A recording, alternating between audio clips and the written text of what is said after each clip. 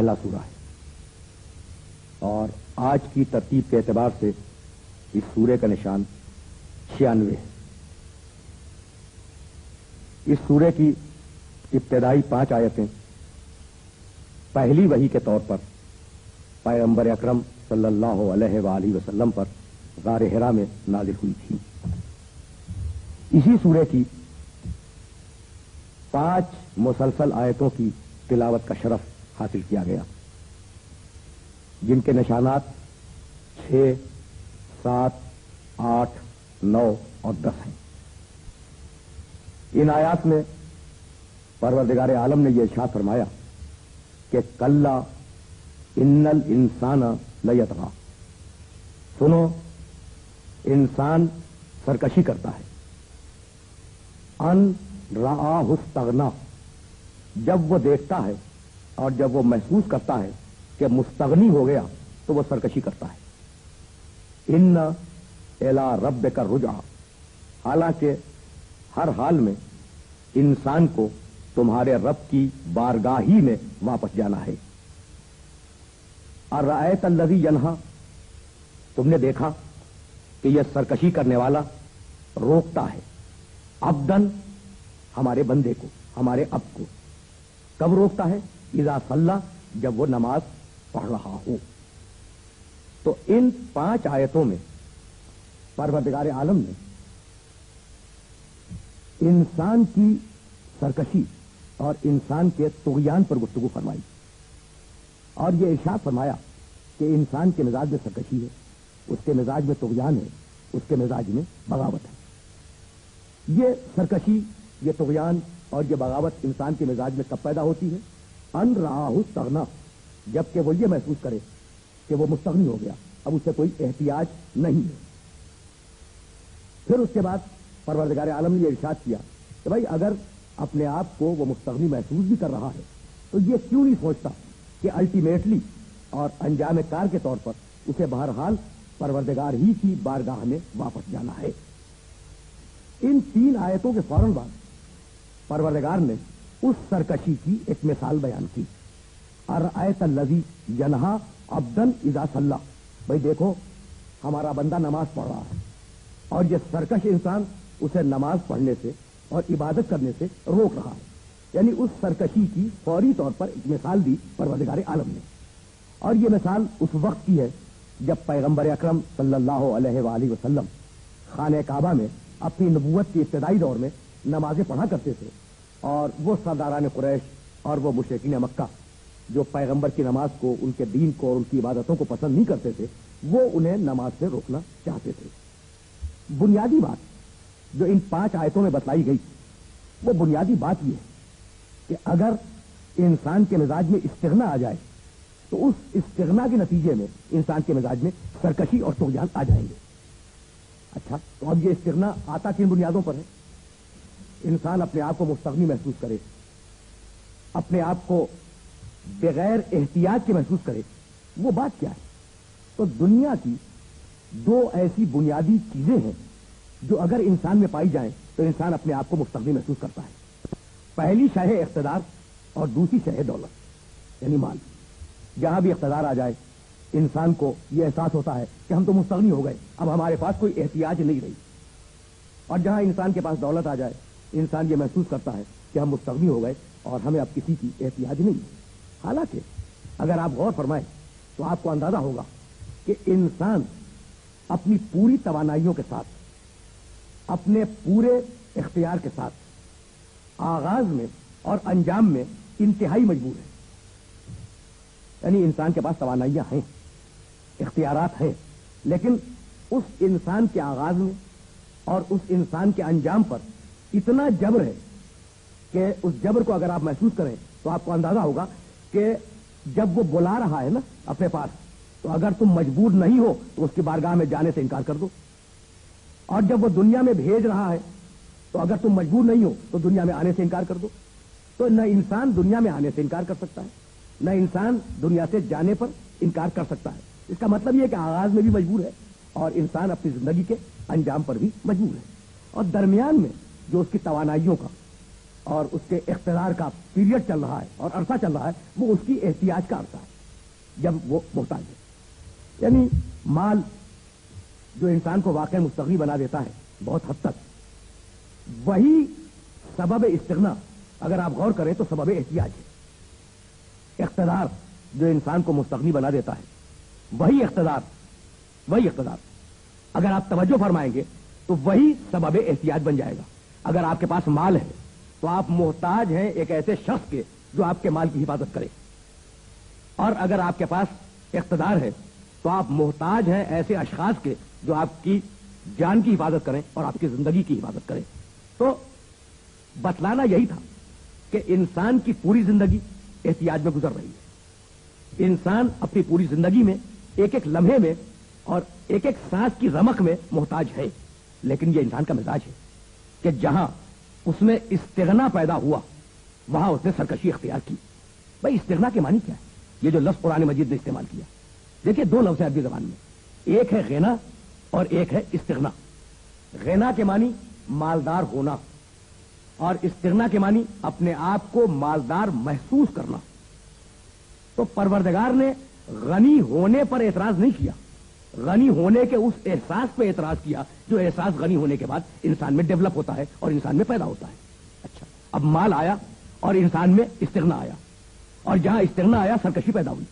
بھائی میں پوچھنا یہ چاہ رہا ہوں کہ مال کہتے کسے ہیں اور مال میں مالیت کس چیز سے پیدا ہوتی ہے؟ یعنی یہ تو بڑا کامن لفظ ہے نا مال. تو مال کی ڈیفینیشن اور اس کی تعریف کیا ہے، اور مال میں جو مالیت پیدا ہوتی ہے وہ کس چیز سے پیدا ہوتی ہے؟ تو مال ہے عربی زبان کا لفظ، اور اس لفظ کے معنی ہے المال ما یمیل الیہ النفس، جس کی طرف نفس کا میلان ہو اسے کہتے ہیں مال. جس کی طرف انسان کی خواہش، انسان کا رجحان، انسان کا میلان ہو جائے اس کا نام ہے مال. اور یہی وہ میلان اور رجحان ہے جو چیزوں میں قیمت کے اضافے کو معین کرتا ہے.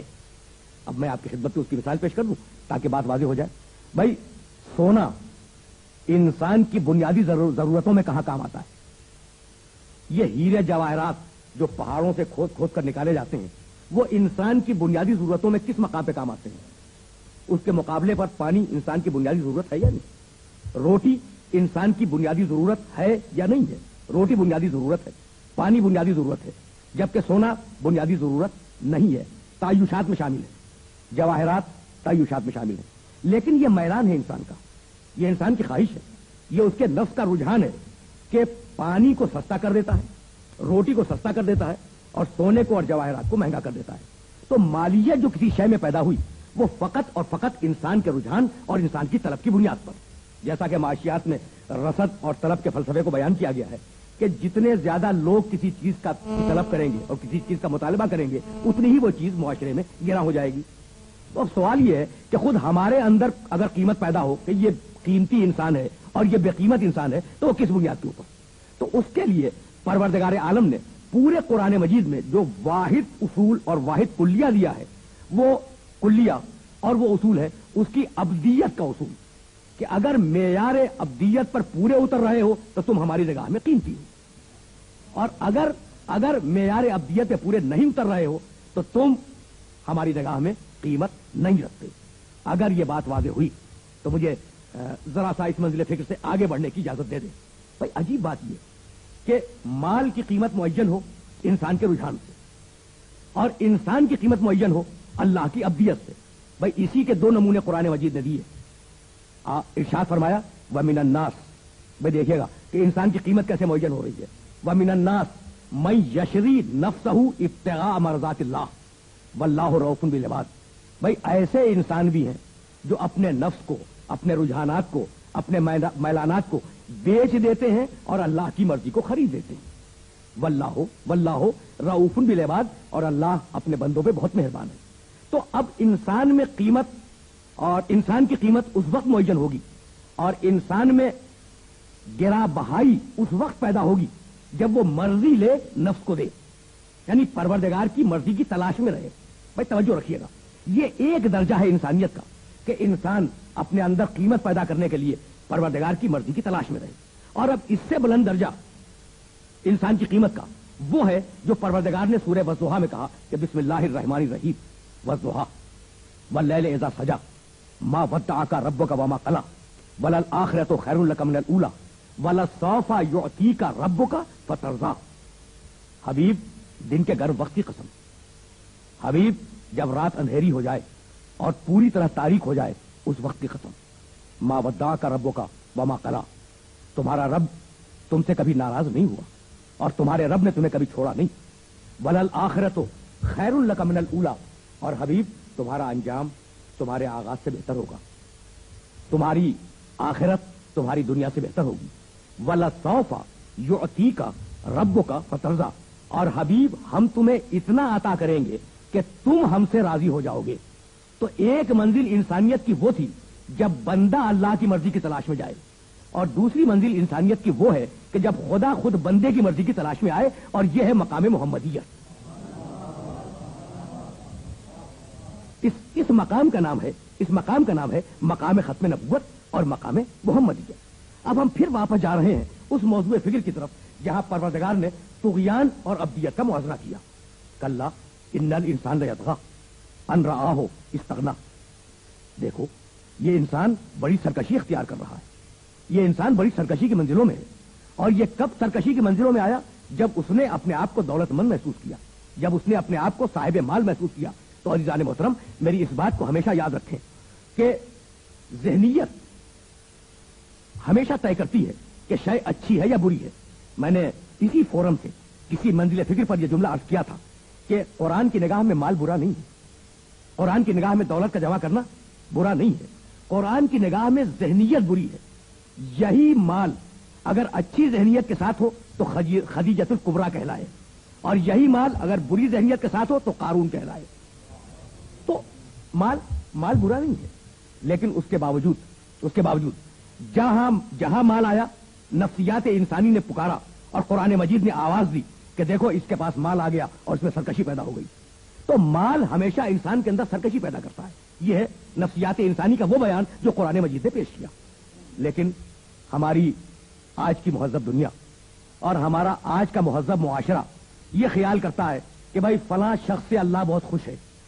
देखिए, मुझे वापस जाना है अब्दियत की तरफ, लेकिन ये जुमले मुकम्मल हो जाएं। फलां शख्स से अल्लाह बहुत खुश है। मैं कैसे खुश है?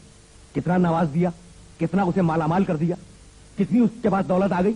यानी लोगों ने अल्लाह की रजामंदी और खुशनुदी का मेयार माल को समझ रखा है। इंसान के मिजाज में दौलत आई और इस्तिग़ना पैदा हुआ, दौलत आई तकब्बुर आया, दौलत आई सरकशी आ गई।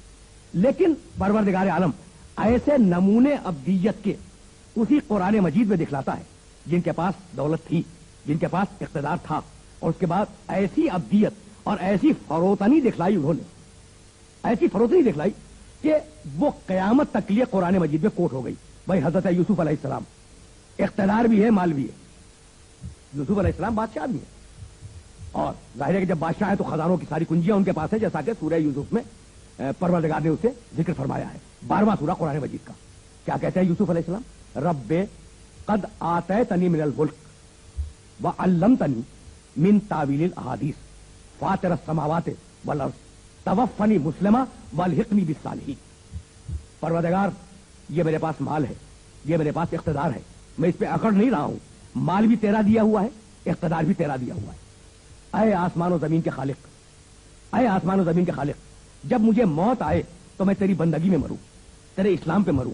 वल्हिक़नी बिस्सालिहीन, और परवरदिगार मुझे सालिहीन में शुमार फरमा।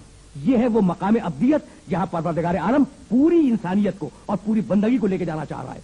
भाई सूरह नमल 27वां सूरा कुरान मजीद का, और उस सूरे की 40वीं आयत का दरमियानी टुकड़ा कहा हजरत सुलेमान अलैहिस्सलाम ने कि है कोई जो बिल्कीस के तख्त को उठा लाए। काला इफीतु मिनल जिन, जिनों का एक सरदार बोला, सूरह नमल में ये जुमले मौजूद है कि आपके दरबार के बर्खास्त होने से पहले मैं उठा लाऊंगा। इतने में काल लजी इंदहु इल्मुन मिनल किताब, इतने में वो बोला जिसके पास किताब का थोड़ा सा इल्म था कि ये तो दरबार के बर्खास्त होने तक उठा के लाएगा, मैं आपकी पलक झपकने से पहले उसे यहां मंगा दूंगा। किताब का थोड़ा सा इल्म है, तो अब जो पूरी किताब का वारिस हो कायनात में, उसका इल्म कितना बड़ा होगा और उसका इहाते इल्म कितना बड़ा होगा। भाई यही तक ले जाना है अपने सारे सुनने वालों को। इतने में अर्श सामने नजर आया, बिल्कीस का तख्त सामने नजर आया हजरत सुलेमान अलैहिस्सलाम को। हजरत सुलेमान अलैहिस्सलाम ने इरशाद फरमाया, हाज़ा मिन फज़्ल रब्बी। अब देखिए, क्रेडिट उनके आदमी का है, उनका आदमी उस तख्त को लेके आया है, लेकिन ये नहीं फरमाते कि मेरे आदमी ने यह कमाल किया। हाज़ा मिन फज़्ल रब्बी, ये मेरे रब का फजल है, ये मेरे रब का इनाम है, ये मेरे रब की अता है। ले यब लोअनी अशकुरो अम अकफुर, और उसने जो मुझे इख्तिदार दिया है और ये जो ताकत अता की है, वो इसलिए दी है कि वो मेरा इम्तिहान ले कि मैं इख्तिदार पाने के बाद उसका शुक्र अदा करता हूं या कुफरान नेमत इख्तियार करता हूं। तो ये है वो मकाम बंदगी, ये है वो मकाम बंदगी जहां तक परवरदिगार आलम पूरी इंसानियत को लाना चाह रहा है। अगर अजीजान मोहतरम ये बात कन्वे हो गई हो और ये बात वाज़ेह हो गई हो, तो मुझे इजाजत दे कि आखिरी कलाम में फकत 2 जुमले अब्दियत के सिलसिले में अर्ज करूं। भाई, उन 5 आयतों में तुग़यान और अब्दियत का मुकाबला है। तुग़यान तो समझ में आ गया, और अब आपने अब्दियत की मंजिल देखी, सुलेमान अलैहिस्सलाम, यूसुफ अलैहिस्सलाम। भाई, यही सबब है कि यूं तो पूरी इंसानियत अल्लाह की अब्दियत में है कोई ऐसा इंसान जो कहे कि मैं अल्लाह का बंदा नहीं हूं? हर इंसान अल्लाह का बंदा है। लेकिन मसला तो यह है कि परवरदिगार किसे अपना बंदा कहता है। भाई, है तो सब अल्लाह के बंदे, लेकिन परवरदिगार किसे बंदगी में कबूल करता है? तो उठा के देख ले सूरह साफात को, 37वां सूरा कुरान मजीद का। अब जाहिर है कि वो सारी आयतें आपकी खिदमत में पेश नहीं करनी, लेकिन इरशाद फरमाया। भाई देखिएगा, अल्लाह अपना अब्द और अपना बंदा किसे कहता है? सलामुन अला नूहिन फिल आलमीन, सलाम हो नूह पर सारे जहानों में और सारे आलमीन में। हजरत नूह का तस्करा है, इन्नहु मिन इबादिनल मुखलसीन, ये नूह हमारे मुखलस बंदों में है, साहिब इखलास बंदों में है। नूह हमारा बंदा, यानी आम इंसानियत की गुफ्तगू नहीं हो रही है, नूह हमारा बंदा। सलामुन अला इब्राहिम, भाई सलाम हो इब्राहिम पर, इब्राहिम पे सलाम हो। इन्नहु मिन इबादिनल मोमिनीन, ये इब्राहिम हमारा मोमिन बंदा है। सलामुन सलामुन अला मूसा व हारून, सलाम हो मूसा पर, सलाम हो हारून पर। क्यों? इन्नहुमा मिन इबादिनल मोमिनीन, ये हमारे मोमिन बंदे हैं। भाई तवज्जो फरमाइएगा, नूह अब्द मुखलस, इब्राहिम अब्द मोमिन, मूसा अब्द मोमिन, हारून अब्द मोमिन। हजरत नूह अलैहिस्सलाम के लिए सूरह बनी इसराइल में इरशाद फरमाया, इन्नहु काना अब्दन शकूरा, वो हमारा शुक्रगुजार बंदा था, अब्द शकूर। एक नबी के लिए परवरदिगार ने कुरान मजीद में इरशाद किया, निअमल अब्द इन्नहु अव्वाब, भाई वो बहुत अच्छा बंदा है, वो बहुत अच्छा बंदा है, वो है अव्वाब। अव्वाब की मानी बार बार खुदा की बारगाह में आने वाला। तो यूं तो पूरी इंसानियत अल्लाह की बंदगी में है, लेकिन अल्लाह हर एक को अपना बंदा नहीं कहता। इब्राहिम को अपना बंदा कहता है, मूसा को अपना अब कहता है, हारून को अपना अब कहता है, इब्राहिम को अपना अब कहता है। इन पैगंबरों को परवरदिगार आलम अपना अब कहता है।